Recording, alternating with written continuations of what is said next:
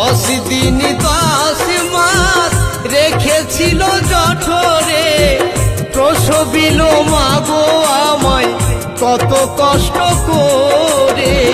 High গো আমার মা জননী দেখালে এই বিশ্বভূমি, হাই গো আমার মা জননী দেখালে এই বিশ্বভূমি।